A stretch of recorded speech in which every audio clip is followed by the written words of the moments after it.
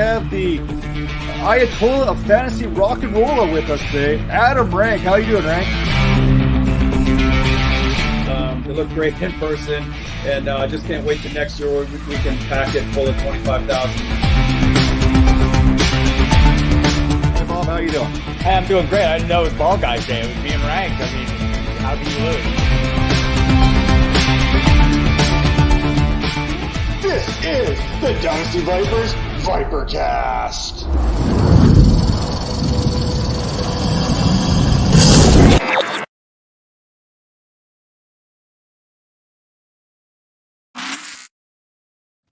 Well, hello there, and welcome back to another edition of the Dynasty Vipers ViperCast. Joining me, as always, the one and only Major Caldwell. How you doing this evening, Major? Doing good, man. Doing good. Let's get it. Let's Super get Bowl it week. because it is Super Bowl week, the last game of the 2022 season. It is upon us. We have gone through 18 grueling weeks of the regular season. We've gone through several weeks here of the playoffs, and now it all comes down to one game. One game, in fact, between the two best teams, arguably, statistically, no matter how you want to slice it, we got the two best teams in the National Football League going head-to-head this Sunday in Arizona between the Kansas City Chiefs and the Philadelphia Eagles. And we're going to talk about this because this is a game of significance. And I wanted to make sure that we pointed this out throughout the show. So we're going to talk about the significance of this contest and all these other little bits and pieces that kind of go with it. We're going to talk about props and prop betting heading into the Super Bowl because there's all kinds of things to bet on. And of course, we're going to dig into that tail of the tape, break down this matchup for everybody to get a better understanding of what we're dealing with here on Sunday. But first, like we have every single week, we have the news and notes, and it starts off with Brian Flores named the new defensive coordinator for the Minnesota Vikings. Major, after watching Flores kind of be ushered out of Miami there, right or wrong, I mean, we have strong opinions either way.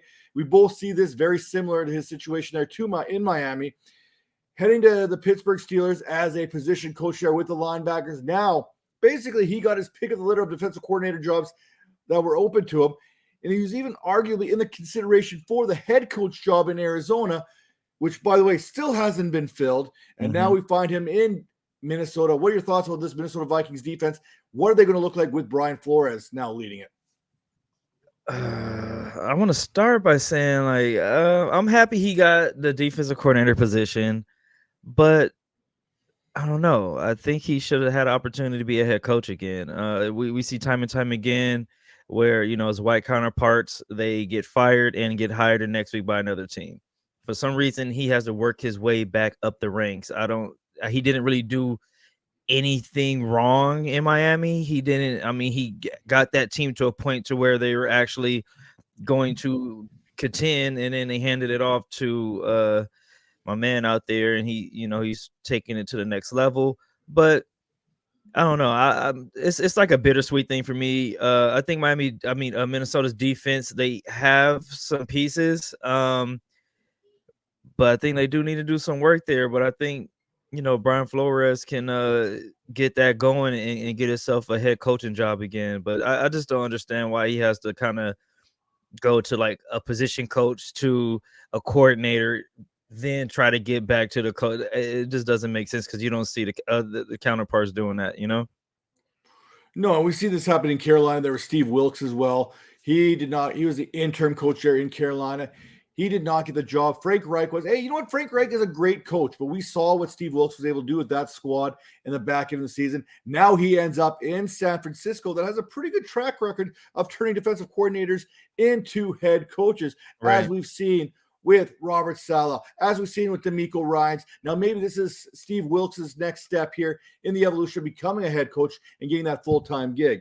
Now, we could talk about these jobs and all this all throughout the show, and we'll probably touch base on this because there is a very common theme, because I want to make sure that we're ahead of this. We want to talk about this because it is African-American month here right now. And in the National Football League, there are stories to tell. And in a little bit, I want to definitely talk about this significance of the Super Bowl, because I thought there's a very good article that was kind of put out there on NBC Sports there, courtesy of, I'm sorry, Mary, I'm going to butcher your name here, but Mary Amadiga She talks about this. If you want to go catch the whole article, check it out on NBC Sports or catch her on Twitter there at Mary Bowberry XO. I mean, great little bit of piece there. And I can actually pronounce the Twitter handle, so kudos to that for making my job a little bit easier when it comes to that. But we want to talk about some more news and notes here before we get into everything that's going to go on in the Super Bowl and the rest of this month. And I want to talk about the Pro Bowl. And what are your Pro Bowl thoughts? We joked about this last season about how this is going to turn into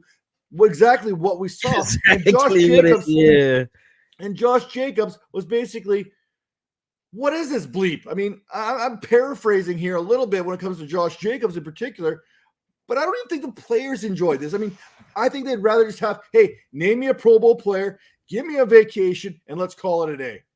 Give me a bonus, something, man. Like this, I don't even know why they wasted their money on that. I guess maybe they had to spend the money at the end of the year to try to make up some kind of quota, but they could have saved that money and donated it somewhere or did something better use of that money, because a flag football game challenge, I don't know.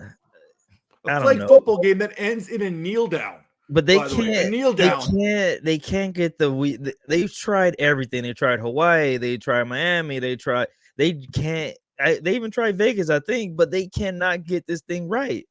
They can't get it right. So just have a dinner, have a banquet, have everyone dress up, you know what I mean? Like do something like that. But put an extra wear and tear on people, and it's a fiasco, man. We have to do away with it. It's like the worst thing in all of sports. You mean the Trevor Lawrence, Ty Huntley, and Derek Carr Pro Bowl selections there for the AFC didn't get the job done for you? I like disruptors. I like when things that part I did like. It got kind of muddy a little bit. That part was cool. They just grab some random guys like, hey, what you doing next week? Nothing. Hey, you want to be an all-star? Yeah. Oh, come on, let's go. So that was cool. It's a waste of time. I didn't really watch it. I caught a couple highlights, but pass. Did the Pro Bowl to you feel scripted? I mean, it is a pretentious point here right now in the National Football League of these scripts. I know Arian Foster kind of threw out there, hey, I got my script there in training. But who was saying it first? Who was saying it first? I think Foster was sarcastic, but the way these games, by the way, Roger Goodell said this was the best ref season of all time. Come on, Roger. Whatever you're on, lay off, or at least pass it around to the rest of us, right? Roger, whatever you're on, pass it around. We know Roger's got the good stuff. I mean, the dude makes like $1 billion per season. For sure. You cannot fuel the fire of the National Football League fans, especially the fan bases, especially those of like the Raiders fan base, who is still thinking that they can go this whole scripted back to the Tuck rule. Back to, even before that, the Immaculate Reception, they believe was conspiracy theories out there. By the way, it was not a catch. I'm still sticking by that. But this is nothing new to the National Football League. Conspiracies, this and that. And, it's funny. We joke about being the script, and the players joke about being the script. Vegas doesn't find this very funny because the NFL is an entertainment business more than it is a sport at this point. I think that's kind of what they've kind of filed themselves legally as entertainment, much like the WWE, which is always going to raise these red flags for people in it. But now if you're betting on sport, if you're betting on the National Football League, and now there's a little bit of possibility that something is scripted, this could cost the National Football League a lot of money, considering how they have a lot of eggs in one basket, so to speak, when it comes to gambling in sports, especially the NFL, and how big it has become, whether it's fantasy prop betting, like we're going to talk about a little bit later. We bet on heads or tails. We bet on the color of Kool-Aid. We bet on how long the national anthem is going to be. And now you're telling me there's a chance things could be scripted. Come on. We like to joke about it, but you can't go out there and say it, because now all the guys, I'm going to put my tinfoil hat on, and we know things are just going to get absolutely weird out there between the fan bases, right? I mean, that's how it's going to go. Look at me. Do I look like a normal, civilized person right now on the show?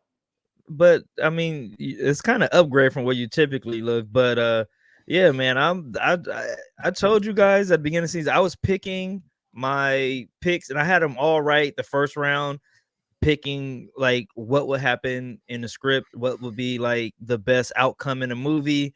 I was wrong in the end, So I do have to give him some kind of props for that, for doing the twist. But I do understand the Black American History Month, and you got the 2 black quarterbacks and all that. I get that. I don't even know the plot. So yeah, man. I kudos to the NFL for tricking me on the script, but I've been there, man. I've been telling people that for a while now. So that's old news for me. Well, Major, you understood the assignment, but do the Dallas Cowboys understand the assignment when it comes to the running back position? We're seeing teams right now, I believe Kansas City is paying the 18th most at the running back position. The Philadelphia Eagles are paying the 25th most at the running back position. Major, as a former running back at the College of the Canyons, the NFL kind of devalues the position. Let's call it the way it is. They don't want to pay up for premier running backs. Well, the Dallas Cowboys, they just paid Ezekiel Elliott just a couple seasons ago. And now they're talking about giving him a pay cut so that they could franchise tag Tony Pollard. Now, I get franchising Tony Pollard, but Ezekiel Elliott still being in that backfield, you're looking at like $16, $17 million in that backfield. That is not a recipe for success in today's game. What are your thoughts? Yeah, I actually thought that he was most likely on the cutting block because of his contract. I think he received his guaranteed money, so I don't think the rest of that contract is guaranteed. I don't really know the details of it, but most NFL contracts are like front loaded, and then you can get cut and never receive the rest of your money. That's what happened to most of these guys. So I thought they were going to cut Zeke because they have some holes they need to fill as well. So that money would have been much needed. But they do. I like Tony Pollard a lot. I don't know if he's ready to be the 3 down back there. But yeah, there are cheaper options than Zeke in that. What'd you say was 16 million? Like that's a.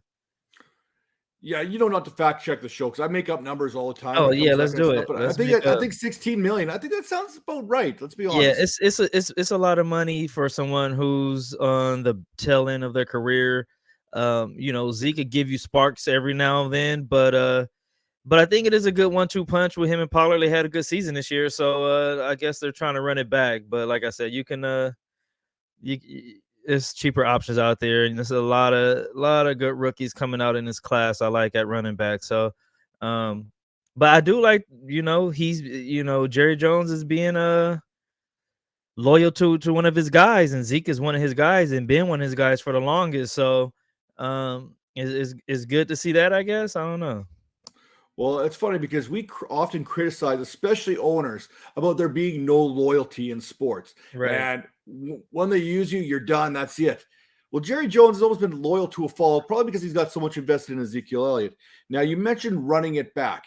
And there is a coach out there that has been a top contender for many head coach positions the last few seasons. The problem with that is he's been on a team that's gone to the conference championship in like the last 5 seasons, right? And that's Eric Bieniemy. We've heard his name circle around head coaching positions year in and year out. We also know that Arizona and Indianapolis still do not have head coaches. So could Eric Bieniemy be actually into strong consideration for one of those positions, seeing as neither one of those have been filled? And 2, if he's not in consideration for one of them, does he leave Kansas City and take on an offensive coordinator position elsewhere because he always is going to be under that Andy Reid shadow? What are your thoughts? Yeah, I think he's gonna this season. He has to go somewhere else. I think how you feel when like a junior in college has a great season. And you're like, man, you turn pro now, and then the next year they stay in college and they don't perform as well as they did the year before and hurt their draft stock. I think each year that Eric stays there is starting to become more and more, Andy Reid's thing. He's Andy Reid's guy or whatnot. But I don't know if he'll be able to get the Colts job. But I think the Colts is pretty close to being a relevant team. They have some good players there. You plug in a quarterback, and I think you're rolling there.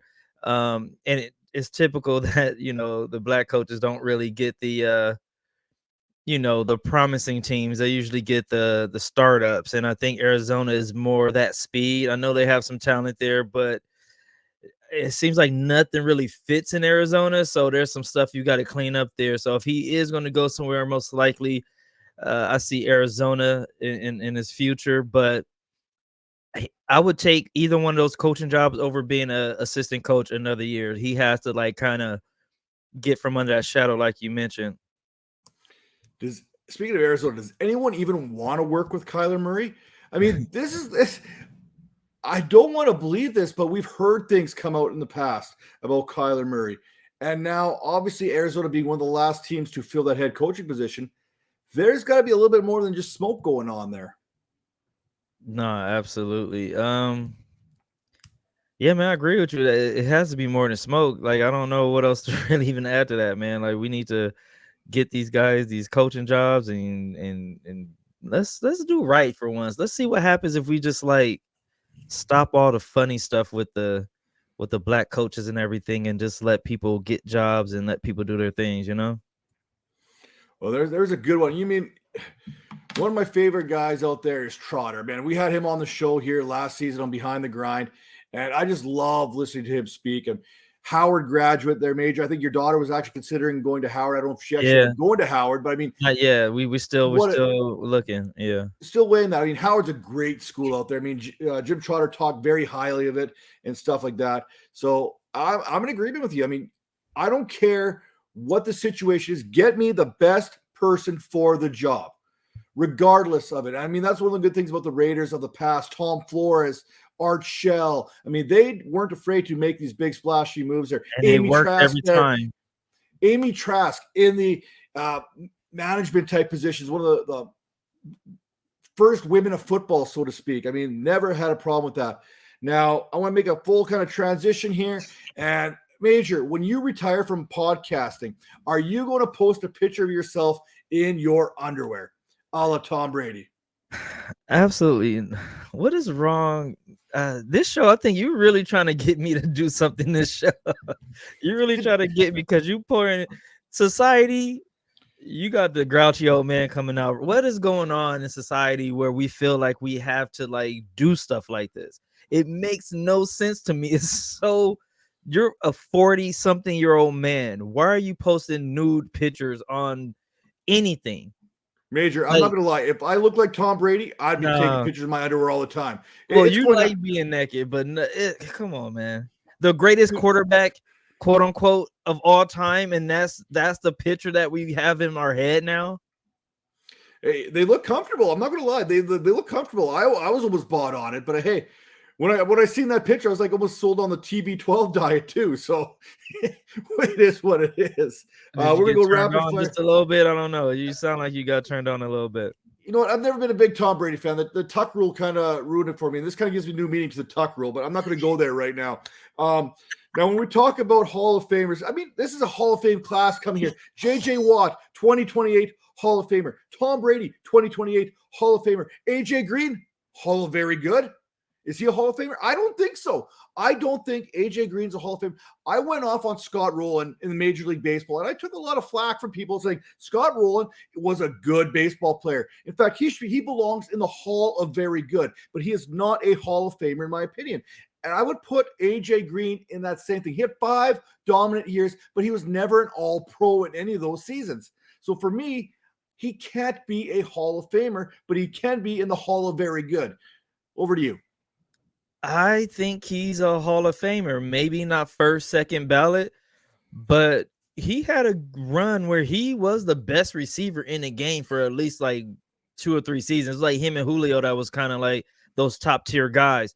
So to be, like I said, I tried to get to the NFL. That I didn't make it. That shit is hard. So for him to make it there and then be one of the best receivers in the game on a garbage team for all those years, he wasted a lot of his career in Cincinnati before they actually turned that program around. But I think you got to give it to him, because I think the situation, if he was in a better situation, he would have been, you know, the Julio Jones or whoever else is that you think was the top receiver in his era. So I'm gonna give it to him. Like I said, maybe not first ballot.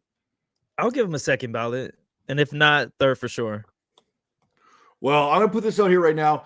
If you want to be a first ballot Hall of Famer when it comes to fantasy sports, you need to head to fantasypoints.com today. I mean, you got to get there today. The Super Bowl is on Sunday. And if you sign up before the Super Bowl concludes there on Super Bowl Sunday. That's 30% off your subscription.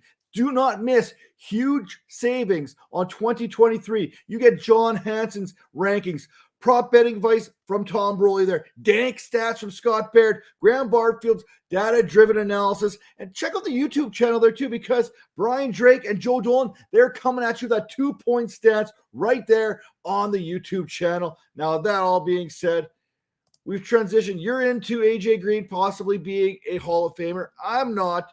We talked about Tom Brady doing some AB type stuff going on there. What is Aaron Rodgers doing in the dark? That's the question. We got Tom Brady in his underwear in the lights. What is Aaron Rodgers going to do all by himself in the dark? And how much would it cost? How much would I have to pay you to put you in solitude for 5 days or whatever? Nothing but the dark, where they're sliding you food through a little hole. I'm leaning that way more than I'm leaning the naked nude photos or whatnot. But I don't know, man. I'm one of those people who like to be in the dark and like to be in quiet. So I kind of get it. And Aaron Rodgers to me seems like he's a hippie type of guy, kind of like myself here. So I'm with him. I don't know if I can go to that extent, but we all should try to take a moment and like turn off the TV and turn off the phone and kind of just sit in the dark and listen to yourself and to kind of figure yourself out. Cause I think we're letting the internet control us a little bit. So we need to take a step back and try to gain some control back. Cause it's an upside down world right now. We got all-time quarterbacks, in his underwears, holding his crotch. We got, I don't even know. It's a lot going on right now, man. I don't want to get into it.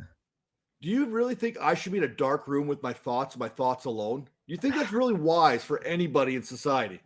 You know what? I do take that back, man. For you, that might be a scary thing. So, like, we'll give you a glimmer of light. You can have a little light. You know what I mean? Is it as scary as trading Derek Carr to the New Orleans Saints for, say, a 3rd-round pick? Is that something that's going to happen? Whew, man. That for a 3rd-round pick sounds crazy. Like, Derek Carr has some gas left in the tank. He's not trash. Like, I think the situation, I think the coaching, I just think it was a bad fit.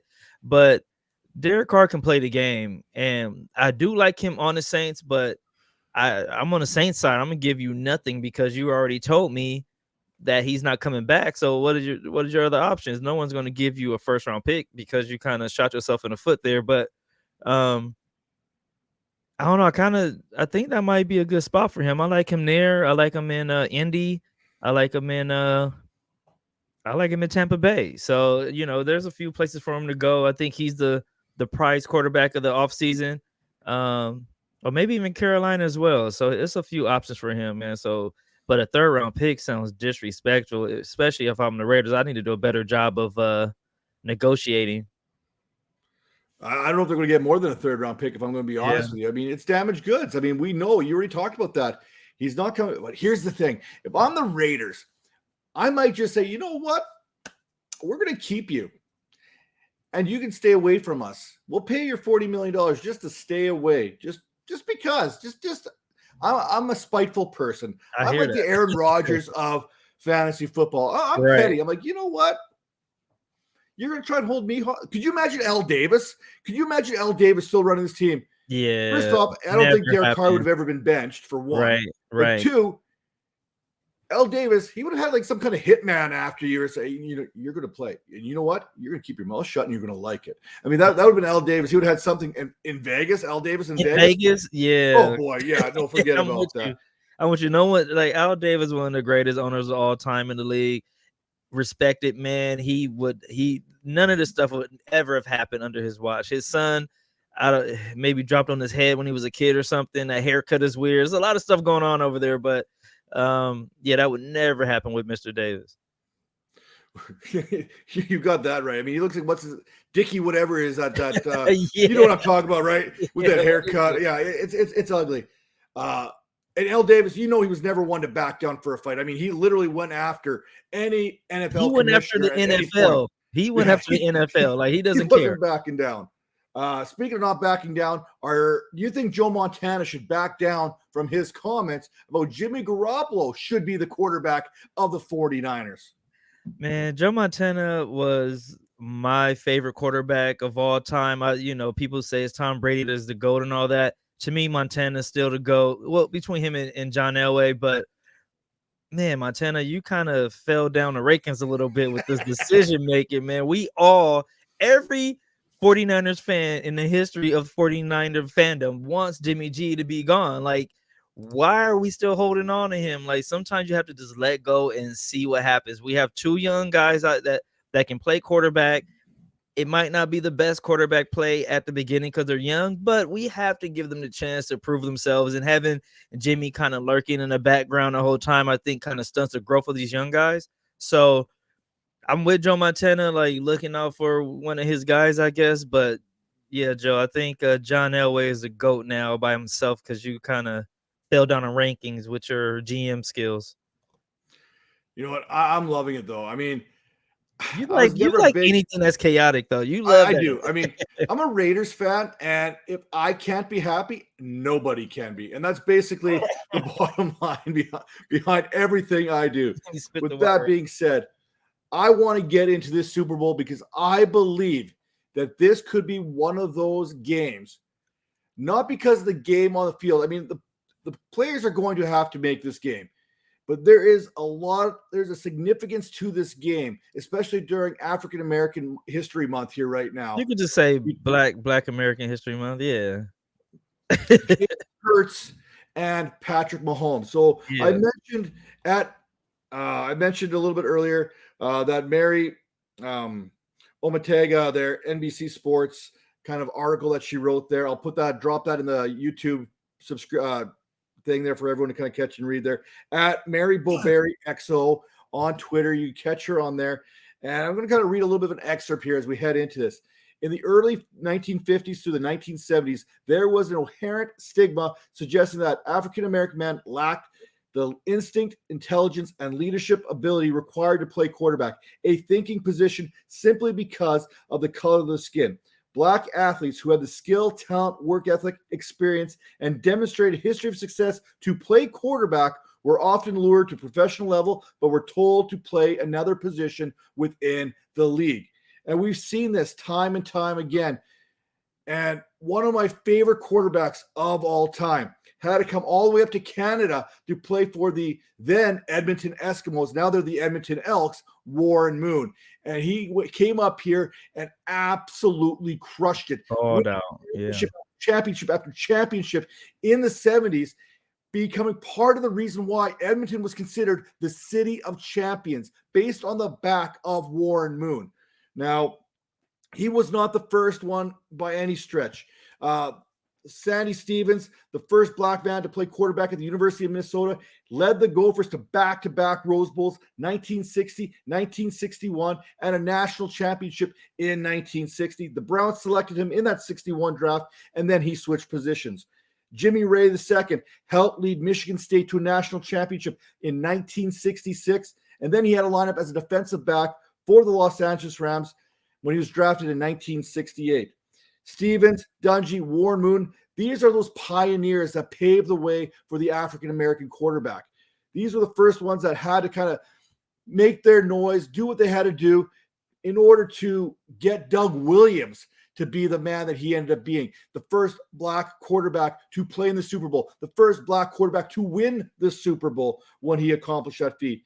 So when we have this matchup between Jalen Hurts and Patrick Mahomes, the first time two African-American men faced off against each other as quarterbacks of opposing teams, the significance, it's real. If I look at all the history of the National Football League, there's only been 7 quarterbacks of African-American descent who've played in the Super Bowl at the quarterback position. Only 3 of them have won. Doug Williams, Russell Wilson, Patrick Mahomes. The other quarterbacks, Steve McNair, Donovan McNabb, Colin Kaepernick, and Cam Newton. Man. So again, we talk about this, and when Jalen Hurts was asked the question, what is the significance? And he basically said, I never saw it as a kid growing up. I never got the opportunity to see it. So we're talking about these athletes coming through. Look at the National Football League. We've got Hurts, we've got Mahomes, Lamar Jackson, Dak Prescott, Russell Wilson, Justin Fields, Kyler Murray, Malik Willis, and yes, Trey Lance. And then we've got the new group coming in here too. Bryce Young, CJ Stroud, Anthony Richardson. If you look at this all, and I'm going to try and I want to make sure I give George Telefaro his respect. In 1946, he was the first African-American to be selected in the NFL draft by the Chicago Bears. He would go on to three Pro Bowls, and he played 7 positions, including the quarterback position, because, again, he couldn't just play the quarterback position. There's a reason why when players such as Lamar Jackson go to the draft and teams say, hey, can you play wide receiver? That they say no, because they've proven time and again that they can play the position as well as anybody can, regardless of color. So I don't think that we can understate the significance of this matchup. The National Football League is bigger now than it has ever been in the history of the game. More eyes are on this game now than at any point in history. That is good news. We talked about the coaching carousel that has basically kind of left many good coaches without jobs. Major, you've been very adamant about this, very outspoken about this. Guys like Brian Flores, Steve Wilkes, great examples of that. Lovie Smith, Romeo Crennel. We watched David Culley. The Texans, they don't have a very good track record when it comes to the African-American coach there in any way, shape, or form. But now we're seeing a lot of the top-end quarterbacks come out there and absolutely crush it. I think we're going to see even more young black men see this game right here, watch Jalen Hurts and Patrick Mahomes go at it and say, you know what? I can play that position. I'm going to play that position, and I'm going to succeed at that position. Now, I'm going to turn it over to you here just to kind of let everyone know what you feel that the significance of this matchup means, not only to you, but to anyone that you might know, to the world, to young children in your area, anybody. Just kind of the significance of this game. Yeah, I'll talk for myself. It's so many. I do have so many different emotions, so many different thoughts on this. One is 2023, and this is the first time. Like, that's ridiculous to me. We need to stop having first black anything at this point. You know, we need to start getting this stuff going. It's not because of lack of talent. It's not because of lack of anything. So it's pretty stupid that in 2023 we're still having first black anything. That's one thought. A second thought I've been seeing going around Twitter a lot with memes and stuff like that was comparing the two black quarterbacks and comparing their blackness. That's the dumbest shit I've ever seen in my life. They're calling, Mahomes not black because, he's lighter skinned and he talks a little more white and he acts a little more white or whatnot, however you want to put that. And, Jalen Hurts is a Q dog and all these different things that's kind of synonymous with the black culture. He has a black wife and everything. Mahomes has a white wife. So I've been seeing all these comparisons online. Let's stop that, because black people come in so many different shapes, colors. We're not a monolith. We come in all kind of, we got people from the hood, we got people from the suburbs, we have people from different countries. So with that being said, the game, I'm excited about it because I grew up in an era where that stuff was very prominent, like that little snippet that you read. I followed Warren Moon. He's one of my favorite quarterbacks. That's why I found out about CFL, because I followed him up there to watch that. And then I also seen Marcus Allen, younger brother, out there balling. You know what I mean? So it's just Damien. Is it Damien? Damien Allen. Yeah, Damien Allen. He's one of the all-time greats out there. He could have possibly played in the NFL, but he had to go up there as well. As I get older, I see Randall Cunningham in the game, and he's doing a thing. People was really upset at the end how the NFL now with the running quarterback. That was not a thing. People were mad at him for getting out the pocket. He had to defend that all the time, and people called him a poor leader, all this other stuff, because he would like run the ball. How silly is that? And then we move into one of my favorite players, because I was a big college guy when I was a kid. Florida State was one of my favorite teams. Charlie Ward was the guy. He was like, during that time, he was the man. And that led me to Derrick Brooks and to my favorite player of all time, Warrick Dunn. But it was Charlie Ward first, because he was a Heisman Trophy finalist and he had that good promotion behind him. He had to end up playing basketball because he was one of the people who refused to go to receiver. You even look at someone like Hines Ward. He was a quarterback. He ended up having to play receiver and ended up doing it very well for the Steelers. Cordell Stewart. They had to slash him. That was weird. You can play quarterback, but we're going to put you at receiver too. It was like part of his contract. It's so silly, man. And just like thinking that black people can't think. Like, that's crazy. Like, you can't think about football. It's a game. Like, it's so stupid, man. But so it means a lot to me that you got these two young guys, and they're young too. So this is not like a one and done. You got Patrick Mahomes, who's been there multiple times. You have Jalen Hurts, who was actually before the season. It's still happening. It's still happening before the season. People are like doubting him, and a lot of it was because he's black. Like, let's call a spade a spade. And you see it even still. You see it in contract talks with Lamar Jackson. We all know that the way the NFL goes, whatever quarterback is up next to be a free agent, you're going to be the highest paid quarterback. It just happens that way. Every single year it's like automatic until it's Lamar Jackson's turn. So like you still see stupid little microaggressions like that happening. You see the same thing with the coaching, like I mentioned earlier. You have a coach who's been an offensive coordinator on Super Bowl teams, and hasn't been snatched up yet. But when the Patriots, any one of their coaching staffs, down to the like kicking coach, can get a head coaching job just because they play, they coach with the Patriots. So you see these microaggressions still. I don't like how the NFL is marketing this. They, all of a sudden we see Patrick Mahomes' father. Like, I've never seen him, and now all of a sudden, because it's two black quarterbacks, it's like, no, Mahomes is black. Look at this black dad. Like, I don't know if that was planned or not, but I'm leaning more on the side of the scripted NFL, especially when it comes to marketing and PR.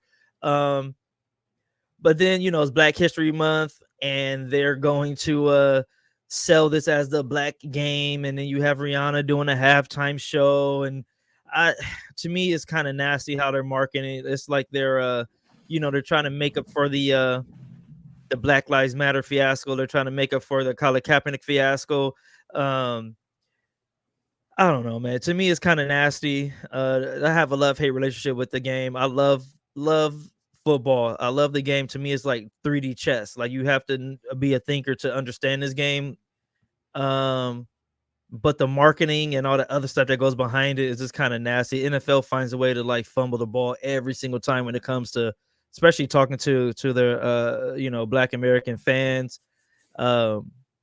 Especially when the league is made up of like 90% black folks. So it's like, man, we got to figure out a way to get this thing right, because, I've hearing talks of some people starting their own leagues up and stuff like that. And it'll be interesting to see how that all unfolds. But, it's just, I see the journey. It makes me feel a little old, because like I said, I've walked you through my quarterback, history, seeing all these people. And like I said, Charlie Ward having to play basketball to me was like, I was shocked at that, because he was the best quarterback in that class. So, but they want him to play receiver, and it happened time and time again. I had one of my best friends growing up. It's not just in the NFL and college. It starts in high school in Pop Warner. Like, in high school, they made my best friend go to receiver because he was a black dude, but he played quarterback his whole life from Pop Warner all the way up, and he was a top athlete or whatnot. And I think it kind of messed with him and kind of, made him lose the love of the game a little bit. He never really kind of panned out to what he should have been. But I don't know. Like I said, so many mixed emotions, because like I said, it's a love-hate with the league and how they treat us and all that good stuff. But like football helped me save my life, got me through college and all that other stuff. So I don't know, man. It's a hard thing for me to digest. So it's not as simple as just two black quarterbacks playing in a game. We should all be happy now.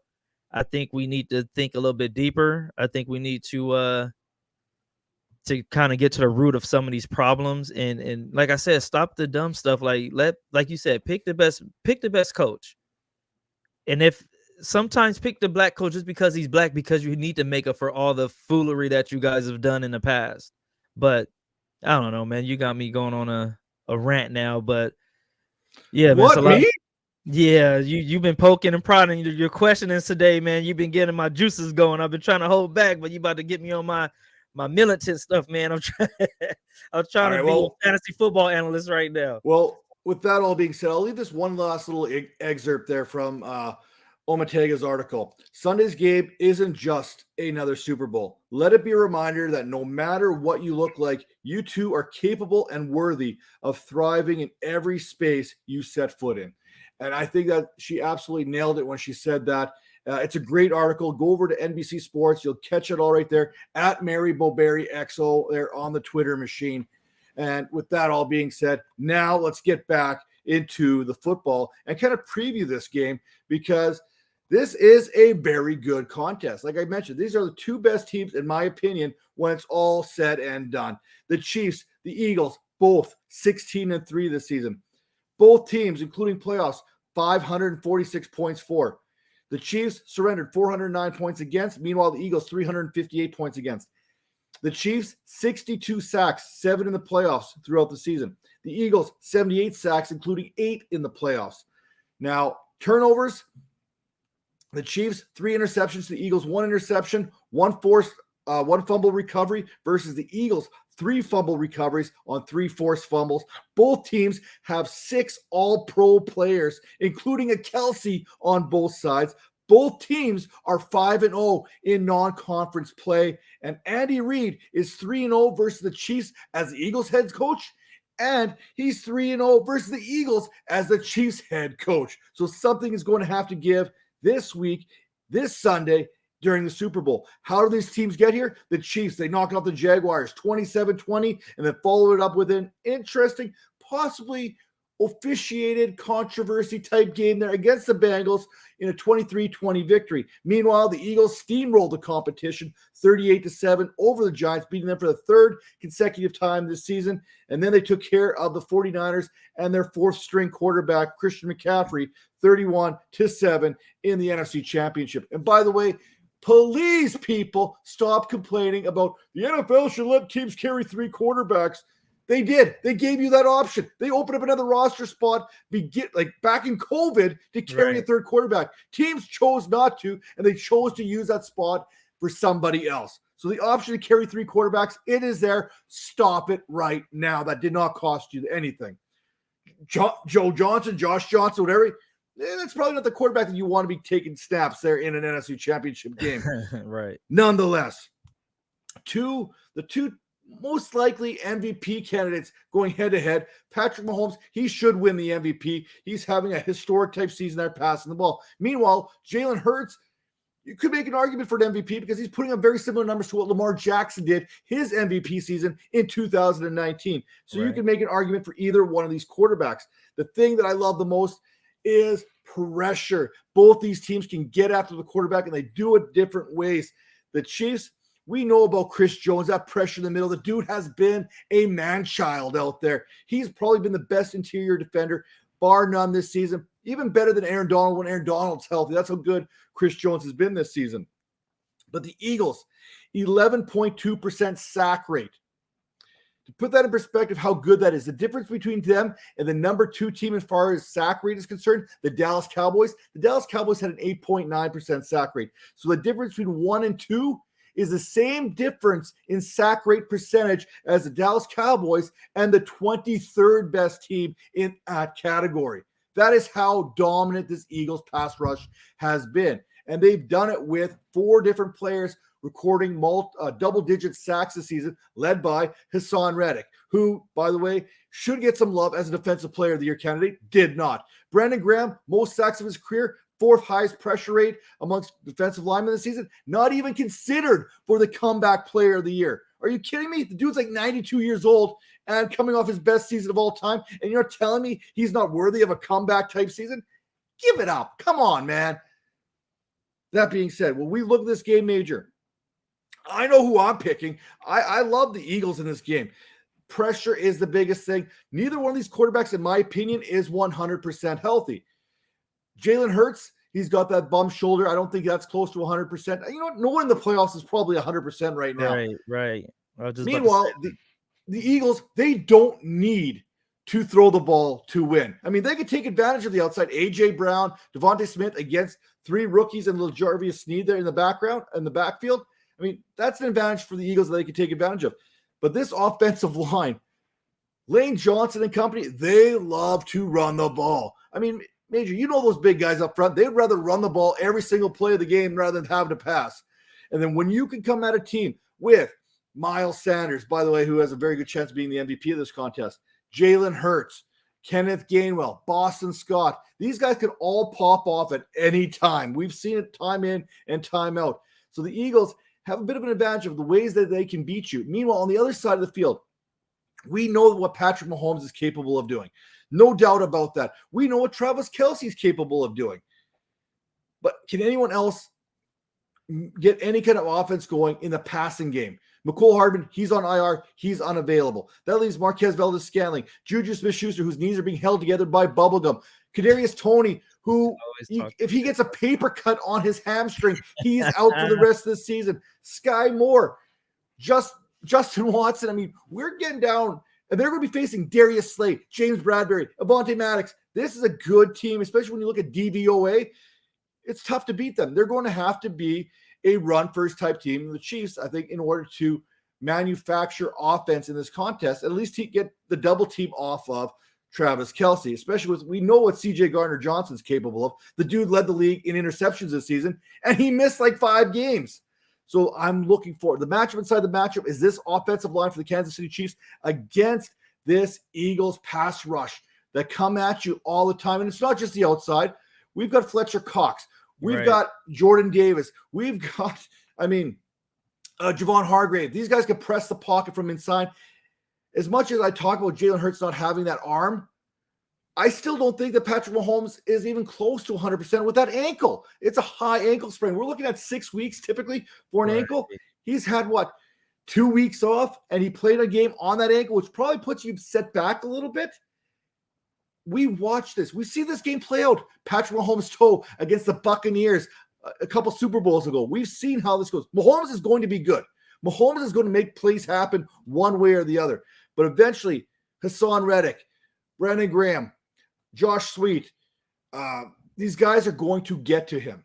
The over-under is 5.5 sacks. We'll talk about that when we get into our prop betting. I'm looking at this game here right now, and I've got the Eagles winning based on all that evidence. Major, who do you got winning this game? Let me hear it. Break it down for me. I have the Eagles. I mean, you did a fantastic job of breaking that down. Especially, I like the part when you talk about the old linemen liking to run block more than pass block. They love running forward, like backing up all game is not what old linemen like to do. So I know you know your football when you're talking like that. I know you played a little bit.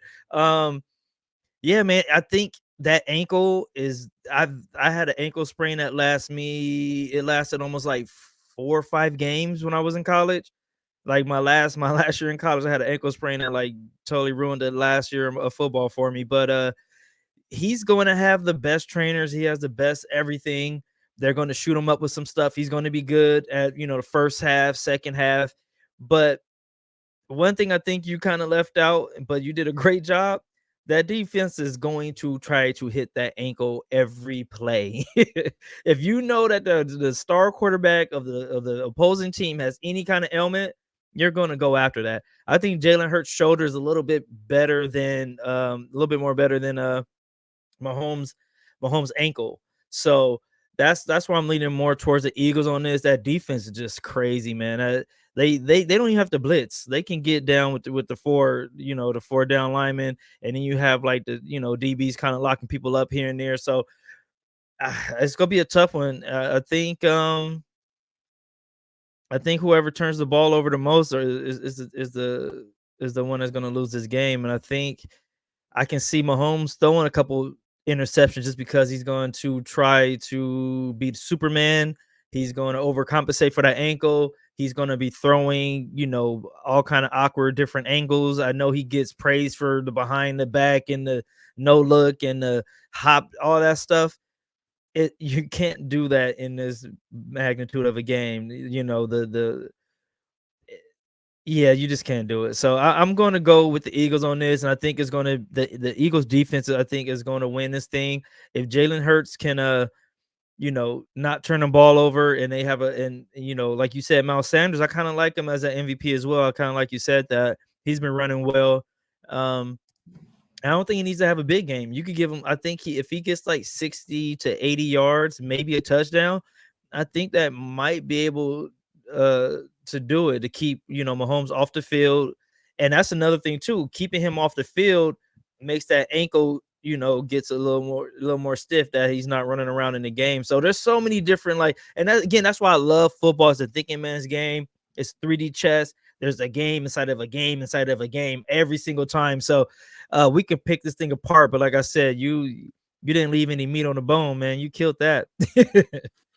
Well, I'm hungry when it comes to the Super Bowl here. And if you want to catch my full preview of this, it's going to be over on Fantasy Points on that YouTube channel that we talked about.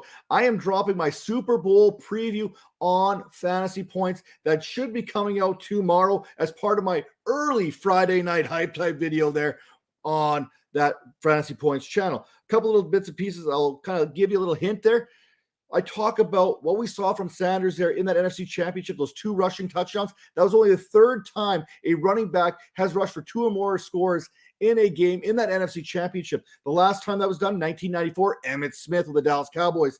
Prior to that, John Riggins back in 1983. Now, why is this all important? Because I'm going back to the big man. I'm going to Lane Johnson. He's dealing with that abductor injury. That's basically like a torn groin, so to speak, there. We talk about how good this unit is. And you know what? We know that Johnson missed some time during the regular season, but he has kept Jalen Hurts clean on 57 pass blocking snaps, and he basically neutralized Nick Bosa last week. But guess what? That's not even the biggest part about this whole thing.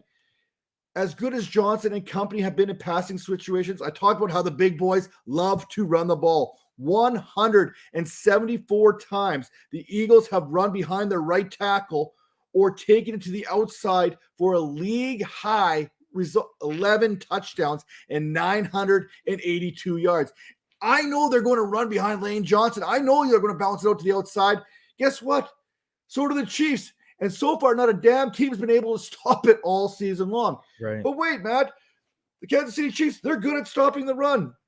They're the 8th best team when it comes to run defense. Well, guess what? The San Francisco 49ers were the 2nd best team, and Philadelphia said, I don't care about that. We're going to run the ball at you 44 times for like 150 yards. It doesn't matter. They're just going to run the ball. They play That's their how the game. Eagles do it. Yeah.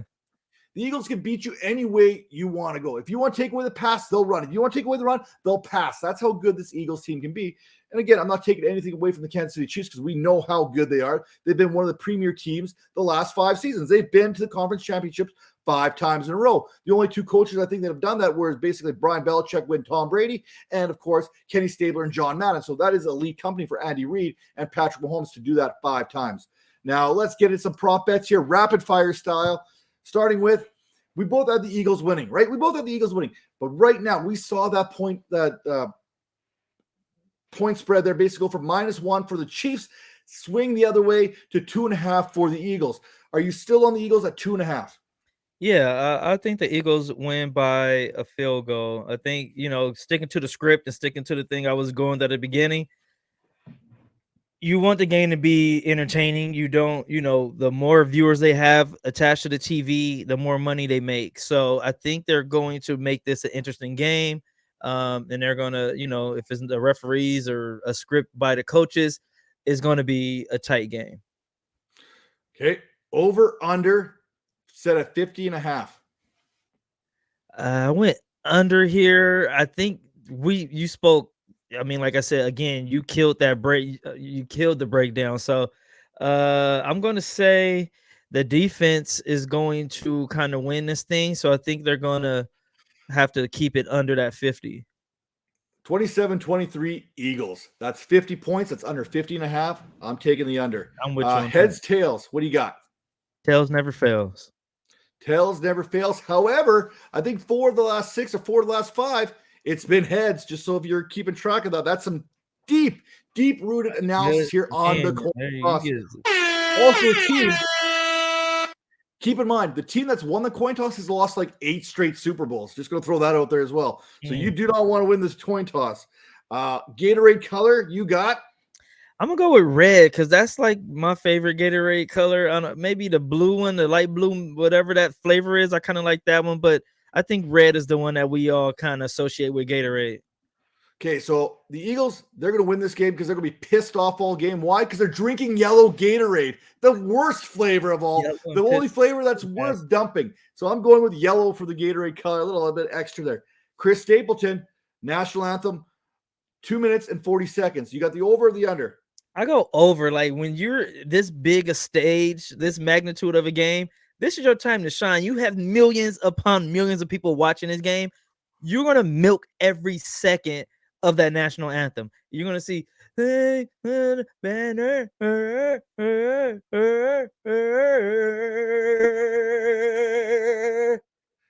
Well, you don't have to worry about that from Chris Stapleton because he's all about the Tennessee whiskey. I'm taking the over, and that southern drawl just automatically dragging the song out naturally.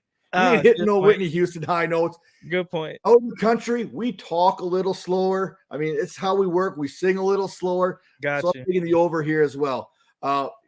Major, I know you're a huge Rihanna fan. We know that she's going to be out there singing her song.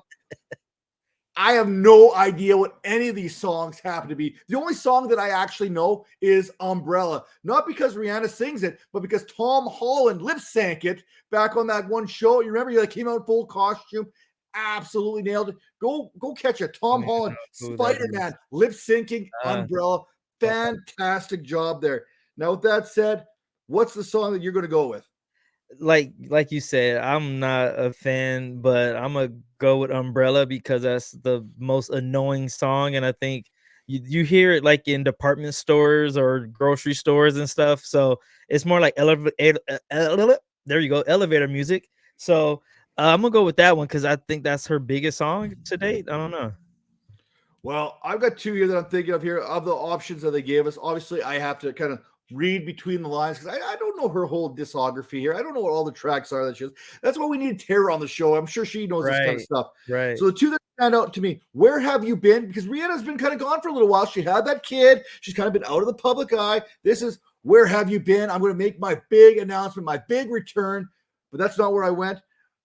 I went for This Is What I Came For. You came for the Super Bowl. Rihanna came for the Super Bowl. Some people came for Rihanna at the Super Bowl. So that is what we're coming for. That's the way I'm thinking here. How does it go? I don't know, but it sounds like the perfect song. No, I like your logic. You got me on board with your logic. I like that. Exactly. Don't try and argue with an idiot. I'll bring you down to my level. I'll beat you with experience. That's how I roll. Now, Devontae Adams. Now, see, there's the idiot coming out again. There you go. Devontae Smith. Receiving yards at 60.5. I'm gonna go under on that just because I think it's gonna be a defensive battle. It's gonna be a running game. I think there's Hurts is new there. He's gonna take a little time to get warmed up. So I don't know if he's gonna be throwing the ball all that much. And like you said, the Chiefs, their secondary is okay. I think they're kind of a bend don't break type of secondary. So I think I don't know. I think if anyone's gonna do it, it's gonna be like AJ Brown, but yeah, I'm gonna go under. Yeah, they're straight trash. I'm taking the over. I think we're gonna hit both those. I think AJ Brown's gonna get his. And I talk about this again in my article or my video there for Fantasy Points, how these wide receivers should be able to have success against this secondary for the Chiefs, especially considering that there are going to be 3 rookies in that back end. Jarius Sneed there is going to be asked to do a little bit more, maybe blitzing off the back end. I'm telling you, man coverage, Jalen Hurts eats that up on yards per attempt. He's actually been nailing it all season. So if you're going to put a blitz together and you're going to leave A.J. Brown any kind of time. The guy absolutely, I think he was second amongst wide receivers there in yards after the catch. Definitely something you don't want to do. I think both these wide receivers for the Eagles have success. More PPR points, Miles Sanders or Isaiah Pacheco? I'm gonna go with Sanders. I mean, I've been telling you guys all year I don't like Pacheco's running style. He just it's the ugliest thing to watch. And on the other side, Sanders is watching him run the ball is like art. That dude knows how to run. He knows how to play running back. That's my thing. I like to, from the hip movement to the foot placement to all that type of stuff, man. He gets it. So I'm a Sanders fan. It's all in the hips. Always. It's all in the That's hips. Football is all in the hips and ankles. Hey, I told my kids this the other day. We're talking hockey. We're talking defensive hockey. And I told them, I said, hey, I'm looking over at one kid, but I'm talking to another kid. I go, and I'm saying their name, and they're like, what? I said, are my eyes telling you? Are my eyes lying to you? They're like, yeah. I said, guess what? Okay, it's good. What about my head? Is my head lying to you? I tilted my head the other direction. I go, yeah. I said, you know what doesn't lie? The hips don't lie. I can fake you out with my head. I can fake you out with my eyes, but I can't fake you out with the hips because the hips don't lie. Now, Good that being said, I'm also taking Miles Sanders, 850 yards before contact this season. The guy was like 5th in the league in yards, in rushing yards. If you're getting 850 yards before contact, that means that offensive line is doing what they do best and getting you to that second level. And I think that continues this week. Most touchdowns plus interceptions, Mahomes or Jalen Hurts? Oh, man, you know what? I think I talked myself out of this one earlier. Like with Mahomes, like I said, that ankle and everything that he has going on, I'm gonna have to go with. I'm gonna go with Mahomes on this one. I put Hurts down here, but my answer earlier kind of changed my mind because thinking about him, those off balance throws, that pressure coming, it may be a long day for Mahomes if he's not 100%, or maybe not even if he's like 90%, it might be a long day. Well, the interception prop in that makes it a little bit more interesting too, because we know that the Eagles can turn you over as far as the passing the ball is concerned. But I'm going to go with Patrick Mahomes here as well, not because of the interception factor, but because I think Jalen Hurts probably scores twice on the ground, which negates a couple chances to throw the ball into the end zone. Whereas I think Mahomes has 2 touchdown passes. I think Jalen Hurts has a touchdown pass plus rushes 2 in. Or rushes 1 in. Miles Sanders gets involved. I think the Eagles are going to have 2 rushing touchdowns when it's all said and done, which is going to hurt Jalen Hurts in this prop. Total sacks 5.5. Major, what do you got? I'm going under on this. No one wants to see the stars of the game get sacked all night. So I'm gonna go maybe 2 for Mahomes, or I'll say Mahomes gets sacked 3 times because of that ankle, and I'll say Hurts gets sacked twice, so that's 5. So I'm like right up under there. I'm going to take the over, and I'm going to say Hassan Reddick gets 2.5 sacks.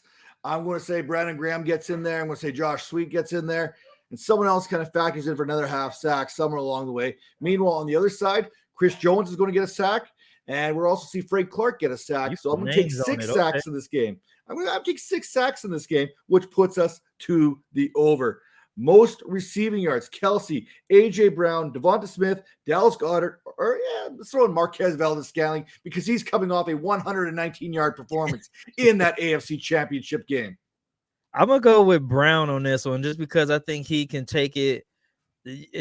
Like, again, the entertainment factor of the NFL, of the Super Bowl, you're going to see a long bomb, and I think out of all the players in this game, I think he's the guy that can do it. Yes, Smith can do it as well, but I think AJ Brown is just one of those guys. This can be like his coming out party, at like being like one of those guys to the guy. He's that good of a player. So I'm gonna go AJ Brown, maybe 3 or 4 catches, maybe even 5 catches, but he's gonna have. You know what? I'll give him like about 8 catches, and I'm gonna give him at least 2. That's like 40 yards or something like that. I think they're gonna like throw the ball a little bit.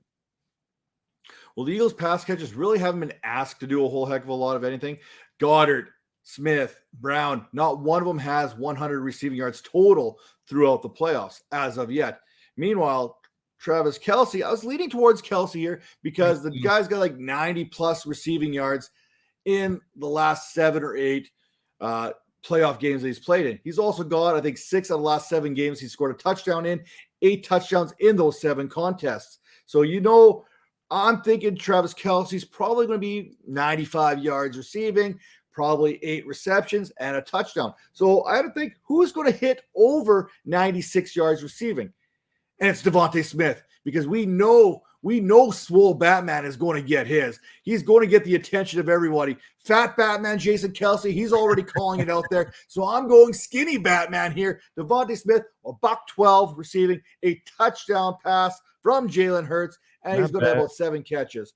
I'm getting kind of cute, probably pushing my luck a little bit as far as putting out these prop bets here, get a little cute, but Super Bowl MVP. First touchdown. First touchdown of the game. Who's that player going to be?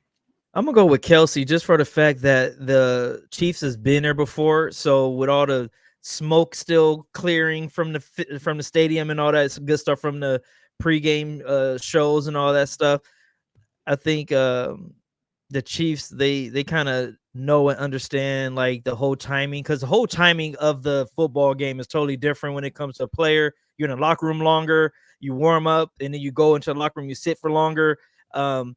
And usually when it's someone new coming into the Super Bowl, you have Hurts and those guys. I think they might be a little pumped up too much. There'll be a lot of overthrows. There's going to be some drops. There's going to be some funny stuff happening at the beginning. So I'm going to go with the veterans on, scoring that first touchdown. Isn't there like 3 songs before the game even kicks off? The national anthem, America the Beautiful, and then like another one thrown in there too. I mean, but all the smoke and everything that's in there from the pyro and all that stuff, it's a lot. Some fighter jets flying over top. I mean, doing some Blue Angel stuff. I'm taking Miles Sanders. I think the Eagles are going to want to run the ball. I think they're going to want to beat up on the Chiefs. And I think there's going to be a run to the right side behind Lane Johnson, and Miles Sanders is going to find himself in the end zone yet again. Super Bowl MVP. You were both taking the Eagles, so chances are we're both going to take a player from the Eagles. You're going to go to the offensive side of the ball. Yeah, I'm going to go with Jalen Hurts. We know there's a quarterback thing, but like I mentioned earlier, man, watch out for the little microaggressions of the NFL. You got 2 black quarterbacks. They might find a way not to make them an MVP just because the NFL does stupid stuff like that, and they'll give it to some like random player. But if all goes well, I'm going to go Jalen Hurts. I think he deserved it. It's a different kind of momentum with him going on right now in the media, everything. So he's starting to become a household name, and I think this can like be the thing that takes him over the top. And I'm going to go with Hassan Reddick. I mentioned those 2.5 sacks. Well, guess what? He's going to force a fumble and recover a fumble on one of those sacks. Let's go. And cement. You know what? Maybe he'll even run one in for a touchdown. No, I'm not going to get that cute. You're getting crazy. Let's go. If the Eagles are going to win this contest, it's going to be because they're getting pressure on Mahomes and making his life hell.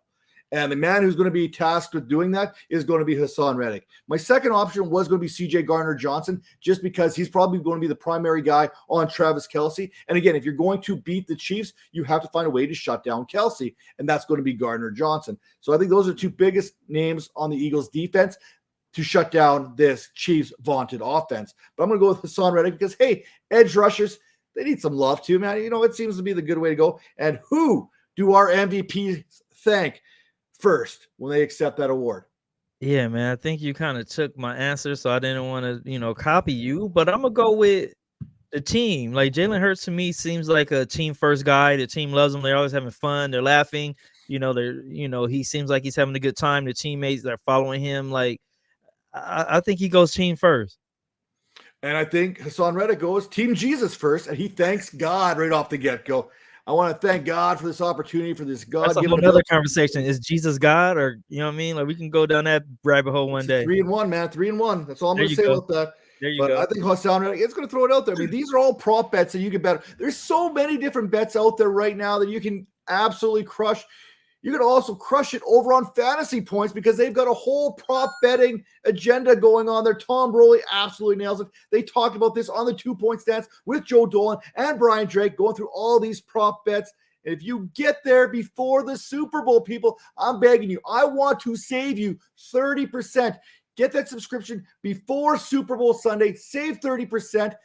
And you're going to be able to get access to all this prop betting information.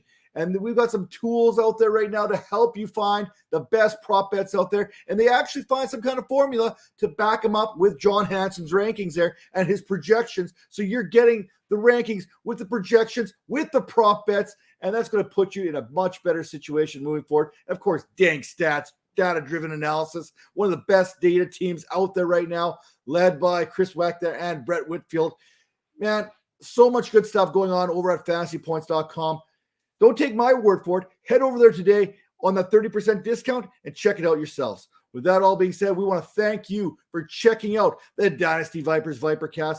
For Major Caldwell, I'm Matt Donnelly. For Tara Roberts, she's not here today, but she's as big part of the show as anybody. We want to thank you for watching us all season long, and we will see you in the off season, which is only a couple weeks away. Mock draft Mondays, Tuesdays, Wednesdays. We're going to mock it up all off season.